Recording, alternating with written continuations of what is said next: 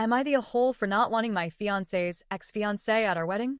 Sorry in advance because this is going to be hella long as you guys need context, and I need this off my chest desperately, but I want to make it a little bit vague in case this ever makes it out of Reddit.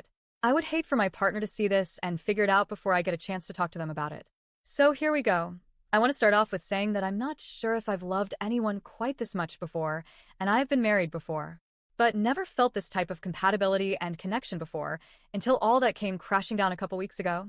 My partner is friends with almost all of their exes, and I'm totally okay with it because I'm not a crazy jealous psycho, and they have all been nothing but very nice and respectful to me, super friendly, and they all have their own partners and lives figured out, apart from my partner's ex-fiancé. They were together for almost 10 years, but never got married due to some family drama from the ex-fiancé's side. My partner has gone on to say and reiterate a couple times that they were so in love, so into each other, and would have still been together if it wasn't for this particular family drama. They also broke up almost 3 years before we got together. However, they were still sleeping together that whole time, up until a month before my partner met me. This already rang alarm bells when I heard it, but I shrug it off because I thought it was my past experiences and traumas talking through me, and not common sense. I try to be very mindful of giving people their own space, and letting them be themselves fully, speak how they want, and be authentic. However, I would still be with my ex if not for this one thing. Is not pleasant to hear, but I figure they just had a super strong, loving bond, and okay, I moved on. I never made any problems out of them being friends. I even tried a few times to reach out to this ex myself to become friendly. I sent them a couple of memes and tried to strike up small talk a few times on my own initiative, but they've always been super weird with me, making strange flirty comments to my partner when they've been speaking on the phone, for example, or being condescending about me and my family. I don't want to go too much into detail about what they said to not make myself identifiable, but I gave them grace and 3 chances to become friends. They blew them all by completely disrespecting me and my relationship. This ex even implied that they talk with my partner secretly when I'm at work, probably to get a reaction out of me to see if I'll bite. I blocked them everywhere. My partner knows this, but I'm okay with them still being friends, if that's what my partner wants. I'm cool with it as long as I don't have to be forced to be friends with this ex, because I have no reason to want to do that after how they treated me. My partners said they understand and were cool with that. They said they don't want to choose my friends for me just like they wouldn't want me choosing theirs. Fair. Anytime they speak on the phone, they run to the other side of the garden, start wandering aimlessly to get away from me. It seems avoidant, like they don't want me to hear them talking, and I was okay with that too. Everyone has a right to private conversations. I get it. Okay, maybe I stopped being super enthusiastic about this person and stopped asking, how is so and so? After they spoke on the phone or whatever, stopped wanting to become acquainted, however still remained completely civil, said hi when I had the chance, was polite as required. All was great until the final blow came. My partner asked me if they could invite their ex-fiancé to our wedding. I was shocked and couldn't answer. I said I would think about it, but I'm honestly so fucking hurt that they would even ask me that, knowing I have their ex blocked and knowing how they disrespected me and made me feel like an outsider in our own relationship. I'm absolutely gutted. What makes it even worse is the way they phrased it. I would love to invite ex to our wedding. They're my friend, and I have a sentiment towards them. I will completely understand if you don't want them there, and I will absolutely respect that decision, but I would like them to come. At first I was sad and enraged. If you'll completely understand and respect that I don't want them there, then you've just answered your own question, have you not? I feel like a deer in the headlights. This has completely killed my excitement for the wedding, and it's made it hard to even think about. In previous relationships, my boundaries were violated to quite an extreme extent, and my partner knows this. The wedding I had before was a sham. It wasn't mine, wasn't how I wanted. I had to compromise a lot and do things in spite of myself back then. It was awful. Not only the wedding, but the whole marriage. Both me and my ex contributed to that fact. I've taken full accountability for my part in it, and I've gone through extensive psychotherapy to learn to love myself again and set healthy boundaries, speak up for myself, and be assertive, among other things.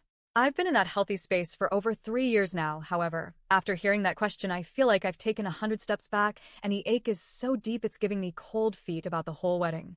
I feel small and insignificant, like an afterthought, a plaster for an ache of an unrequited love, like a fucking second choice. I love my partner completely, and I want them to be happy. That's why I think if they really want their ex to be there, and it means a lot to them, then they should be able to do that. However, I also love myself, and want to put my peace and well-being first, so I'm totally stuck. On one hand, I think I have a right to feel how I feel. On the other hand, I don't want to seem totally unreasonable. I'm not and never have been the type to give anyone ultimatums. I would never say it's either me or them, but at this point I don't think I can do it. Any advice would be greatly appreciated. And if I get none, at least it feels good to write it down and get it off my chest to process it before I ultimately have to talk to my partner about it. I don't want to lose them, but I also don't want to lose myself again in the name of love. I'm happy to never get married again, if that's what it takes to keep myself and my boundaries intact. I'm done being a pushover. Am I the a-hole? Update. I mustered up the courage to speak to my fiancé today, after all of your heartfelt comments, all the great advice and encouragement, even in the form of harsh, cold truths. Therefore, I have to start by saying a massive thank you to everyone who contributed something to the post. It validated my feelings and helped me not feel so alone with my thoughts. I appreciate every single one of you.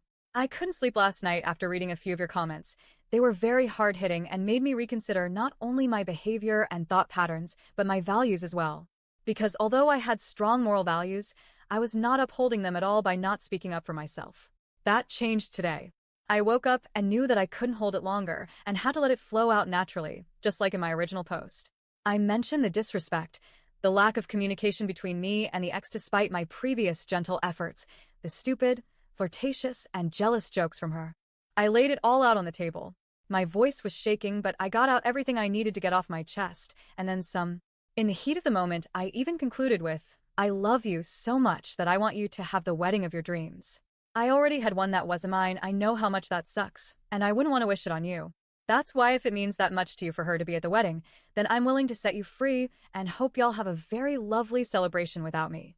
Of course, I ended up shedding a few tears, but they were met with complete consolation, consideration, and empathy.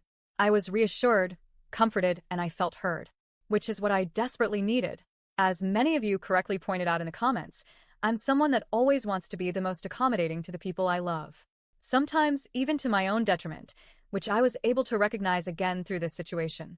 It's something I worked through in therapy before, thought I succeeded, but healing isn't linear, and sometimes old patterns creep back when we feel the most vulnerable. I can fully admit this happened. My fiancé asked me why I never made it obvious that I don't like her, why I acted so cool about it. To tell you all the truth, my partner is right. I didn't overly let it show that I don't like her other than blocking her everywhere. Partner claims they didn't realize I still had her blocked and thought I didn't, because I didn't act like I hate her, out of respect for my partner. But in that way I disrespected myself and my own boundaries. I was honest in my reply. If she's your friend and you guys are cool, and I love you and want you to be happy, then why would I hate on your friend to your face? My fiancé looked at me completely puzzled and said, "Well, because you're the most important person to me, and how you feel is my absolute priority. I didn't realize you were so uncomfortable with her. I'm so sorry I didn't see it and was oblivious. I will do absolutely anything for you to feel like you're number one, because you are. She will not attend our wedding. She won't be in the picture. I love you." They also questioned me on why I didn't react straight away when the question about her attending was asked, why I didn't just burst out with, "Are you kidding me right now?" And I explained that I wanted to think it through. I wanted so badly for it to be okay, but it just isn't, and I don't want her at the wedding. I can't have someone present that I feel holds animosity towards me and our relationship. I have too much respect for myself. The reply I got made me very happy. I totally understand that, and I agree with you. I get it, and I'm sorry. But next time, please just don't bottle anything in. I want you to feel safe. About the phone calls? My partner didn't want to bore me with the ex's crap, trivial small talk, and her complaining about stuff. I want to believe it. It seemed very genuine, but I'm still giving it time. And for those wondering about if the wedding plans are commencing, they aren't for now, but may again in the future, if all goes well. I've decided words aren't enough, and I want to see all of this in action. I want to see clear boundaries put up with the ex. This was the only thing in our relationship that made me uncomfortable, her being so out of touch, lacking decorum and disrespecting our union, and my partner being so oblivious to it. They even said her stupid jokes fell on deaf ears because it was obvious that she was just being jealous and bitter because she hasn't found anyone yet and can see we are very happy together and have a lot more in common than they ever did. My partner apparently found her jokes quite pathetic and said she always was a bit rude and tactless, which is something they never liked about her. Sounds a lot different than we'd still be together if it wasn't for her crazy, overbearing mother, but alas, I'm giving it a chance. Lesson to take away from this situation for me. Continue working on assertiveness and speaking up. This is a gradual process. Don't bottle things in. That doesn't mean burst out into flames every time an uncomfortable feeling arises, but sit with it for a moment and let it be heard. Always speak your truth no matter the outcome. And if no change is made and the ex reappears with a vengeance, they can have each other. For now, we're going to take things easy while we work on patching up this wedge and rebuilding trust. If my partner puts their money where their mouth is, I'm confident we can make this work. And who knows, in a few years, once the ex is happily married too and everyone knows their place, maybe we can all laugh about this together at a summer barbecue. Maybe not. Once again, thank you all so much for your input and your encouragement. And let's see what the future brings. Much love to you all.